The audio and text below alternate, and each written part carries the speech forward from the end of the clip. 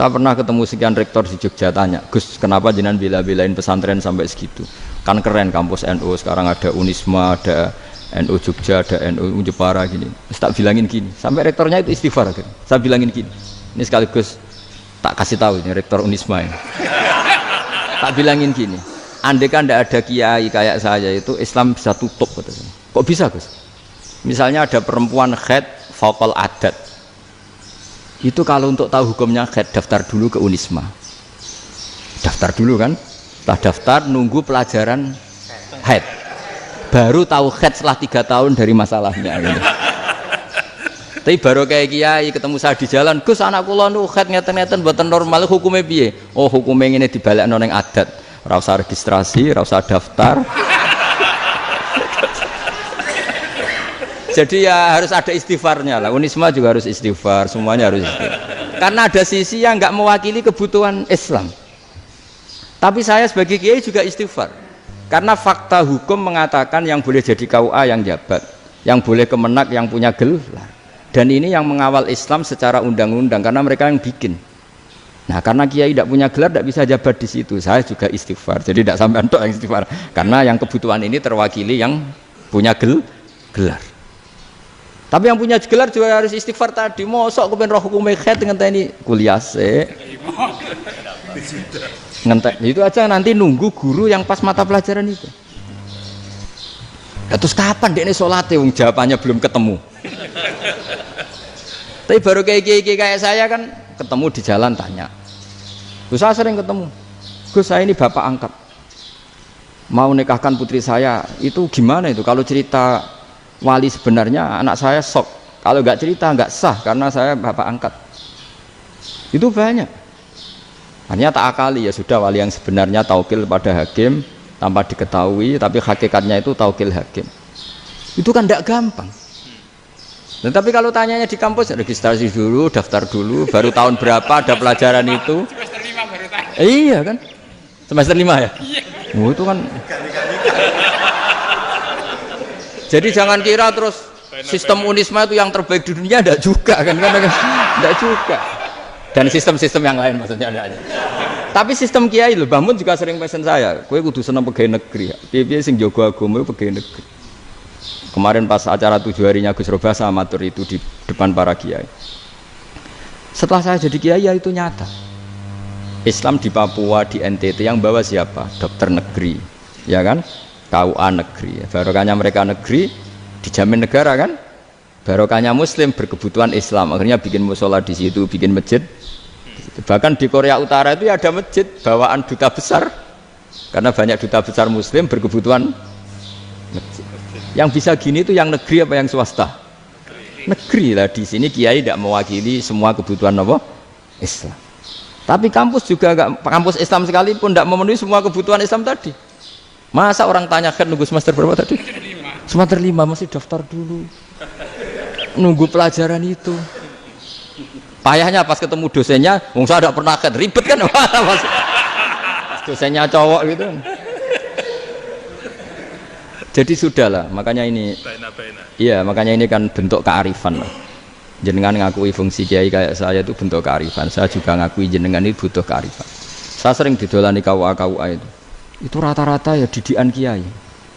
Kompilasi hukum Islam itu banyak ya, janda cantik. Contohnya harus cantik, kalau jelek nggak mungkin terjadi kan. Ada janda cantik kebetulan suka kawin tapi takut zina. Saya ulang lagi, suka kawin tapi takut. Itu seringnya gitu Pak Rektor. Jadi dia kawin bosen, bilang ke KUA, Pak saya sekarang mau nikah sama ini. Loh, tapi kamu mau punya suami. Ya tapi kan nggak tercatat Pak. Itu KUA-nya rata-rata itu nggak berani. Meskipun nggak tercatat, karena secara fikih meskipun nggak tercatat tetap dia seorang perempuan yang bersuami, maka nggak boleh nikah sama orang lain. Jadi coba kalau nyuwun sewu KUA hanya ngikuti hukum formal, yang penting di catatannya nggak punya suami, ya dinikahkan saja kan. Tapi mereka enggak, karena didikan kiai nggak berani.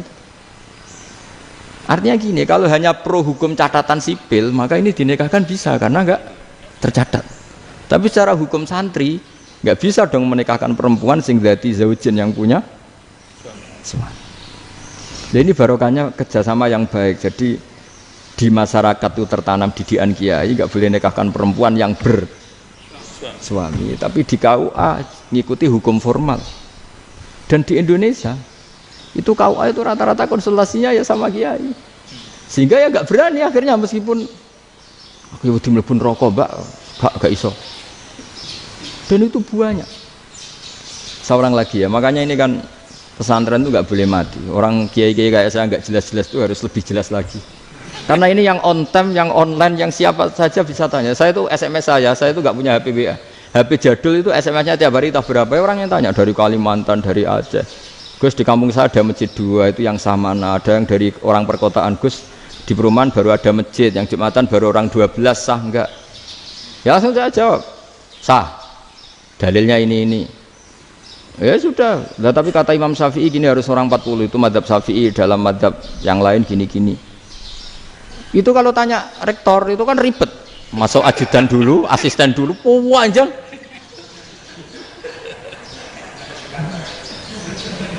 Wah itu kan ribet kan? Manggil dosen dekan VAI dipanggil, dekan VAI nggak mau langsung jawab, cari dosen yang nekuni itu. Usul fikih saya nekuni itu baru seminar, nunggu dulu mbak ini orangnya baru. Kok panjang kan? Bisa tutup Islam kalau kesuwen. Coba kalau tanya kiai kan nggak ketemu di jalan. Dulu Mbah Zubair kata Mbah Mun, saya termasuk santri yang diapresiasi Mbah Mun. Dhisik Mbah Zubair yang ngono, anak nong takok pesuan gak oleh, gak takok ning kene. Jangan biasa ditanya orang ngadeg-adegan. Ya alhamdulillah ilmunya cukup, kalau nggak cukup ya kok sik. Jadi sebetulnya orang sopan itu ya agak ada yang ditutupi sebetulnya. Mboten prayogi teng dalan nginjang mawon madhep. Ya sebetulnya sebenarnya memang ilmunya agak cukup gitu. Tapi itu sebenarnya secara fikih itu haram, menunda itu haram. Ya haram tuh, coba bayangkan ya, kalau tanyanya sekarang, Gus saya ini sudah keluar darah 1 bulan penuh, padahal normalnya hanya 6 hari. Saya nanti sholat enggak? Kalau nginjang mawon dugi kula, berarti kan hari ini belum ada keputusan. Sholat apa enggak kan? Tapi karena modus tadi, boten prayogi nggih ngendikan ngoten teng dalan nginjang tengen kula. Itu kemungkinannya 2, sopan atau goblok, itu saja. Kayaknya kalau sopan enggak lah. Kayaknya enggak lah kata. Karena secara fikih itu jelas haram. Bagaimana mungkin sesuatu yang harus dipraktekkan nanti duhur dijawab besok, berarti duhur, asar sampai subuh belum ada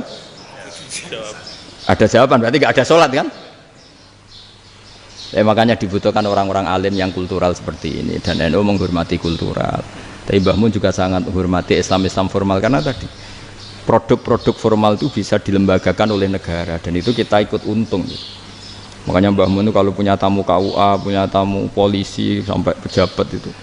Kenapa saya contohkan KUA? Supaya jangan kira seperti pendapat orang-orang hasud, wah ya mesti aja disolani presiden seneng, menteri seneng. Enggak juga. Sebenarnya semua kiai itu mulai KUA sampai polisi, polsek, polres itu seneng semua. Karena sama-sama diajak mengawal bangsa ini, diajak mengayomi semua masyarakat. Tapi kadang-kadang masyarakat ngeritiknya, jenenge kiai disolani menteri ya seneng, presiden. Padahal yang sowan kiai itu yang mulai KUA, Kapolsek, kepala desa, RT, mudin. Itu mudin kalau tanya ya lucu-lucu. Gus kalau nate nyembelih pitik kemanian, pitike gede man. Akhirnya wis ngerti nak kemanian langsung tak sebelah pendek. Terusane ku sah ta ora. Ribet. Ya tak jawab, lah pitike masih ku jek urip ta ora? Cek urip Gus. Wis sah cara madzhab Malik cek urip. Karena itu ada perdebatan antara madzhab Malik dan madzhab Syafi'i. Nah, cara Imam Syafi'i itu agak ketat. Hewan yang punya kehidupan sudah mutharibah, misalnya ayam jago, contohnya harus jago, karena kalau ayam kecil diikhlaskan haram. Jadi yang cilik wae kan gitu. Fikih itu ya, fikihnya orang Indonesia itu pecundang. Kalau ayam kecil nggak ditanyakan, mate ra wis. Kalau jago ditabrak truk kejet-kejet. Andai kan nggak disembelih pun mesti mati. Itu cara madzhab Syafi'i itu haram. Karena penyembelihan ini tidak menjadi penyebab kematian, tapi memang karena kecelakaan tadi. Tapi cara madzhab Imam Malik enggak. Andai kan nggak disembelih, matinya kan 2 menit lagi atau 1 menit lagi. Andai kan nggak disembelih, berarti mati sekarang itu bawaan peso apa bawaan kecelakaan? Ya sudah halal gitu caranya. Nah akhirnya ya saya bilang ya sudahlah kita semuanya Malik. Jadi cara debat, cara Imam Syafi'i enggak, cara berpikir itu sudah tidak kehidupan yang normal. Yang dimana-mana penyembelian itu mematikan yang hidup normal. Jadi agak ketat. Sehingga dalam contoh kemanian, kalau dalam bahasa Jawa nyembelih agak sempurna terus pesonya jatuh atau apa itu, kalau pakai mazhab Syafi'i agak kesulitan. Jadi kalau mazhab Malik asal diselesaikan secara fauron dan juga sebagian mazhab Syafi'i itu halal. Nah orang mesti tanya gitu, Gus, wedhusku tabrak truk, eman Gus kejet-kejet. Tapi nak pitik cilik ra ditakokno. Makanya termasuk kritiknya Mbah Mun, tapi ini madzhabnya Mbah Mun ya. Kamu boleh ikut boleh ndak karena ini urusan ndak penting. Dewe wong-wong lucu, nak ditakoki yuyu muni haram mergo amfibi. Yuyu ngerti ya, Man? Yuyu nggih. Tapi nak ditakoki kepiting muni halal. Mergo nak yuyu haram gak eman, nak kepiting eman. Padahal alasannya coba, kenapa yuyu haram? Karena amfibi kan, bisa di air. Pertanyaannya, kepiting seperti itu ndak? Nah, tapi kepiting kalau haram kan eman. Karena besar ya? Karena besar kan. Kalau yuyu silahkan haram kan gitu. Artinya apa? Fikih kita ini agak-agak pecundang gitu, agak-agak pertimbangan. Iya, ini lucu kan? Kualitatif. Coba alasannya yuyu haram karena apa? Amfibi kan? Hidup dua alam. Pertanyaannya kepiting seperti itu enggak? Iya.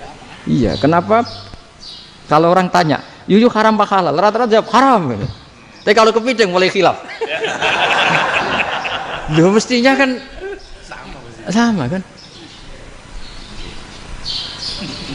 Lah itu Karena unsur imannya. Iya tadi. Saya juga sering melihat tonggo-tonggo itu. Ayam cuwilik sakmene ketabrak truk, enggak ada yang tanya. Tapi saya pernah jalan-jalan di Narukan sini. Ono jago ketabrak, sing duwe langsung marani kula pas saya naik motor. Gus ini halal apa haram? Nah langsung kula sebelah halal apa haram? Wis kanggo kowe halal kanggo halal. Karena saya tahu tak jawab haram mesti kecewa itu. Aduh. Akhirnya kiai ini beratnya kan. Ya akhirnya ya saya setelah itu Fatihah Imam Syafi'i ngapunten nih umat kula tuh. Umat kula nu ora siap madzhab jenengan tuh ndak siap. Iya kan akhirnya pakai madzhabnya Imam Malik tadi. Ya tak Fatihah Imam Syafi'i ini mboten niat nglawan jenengan. Tapi ngobati tiang eman. Mergo pitike besar itu. Jadi ini kan cerita ya, itu makanya yang rileks saja lah bahwa Islam ini yang rileks, yang menyenangkan karena ya agama ini harus menyenangkan. Raditu billahi robba. Raditu itu seneng banget, ridho itu puas. Enggak boleh beragama pertuntungan terus emosinan, ya marem atau raditu itu marem, jadi yang nyaman. Ya saya kira demikian. Assalamualaikum warahmatullahi wabarakatuh. Pelajari lho Pak. Iya, insyaallah. Ya, betul. Pun.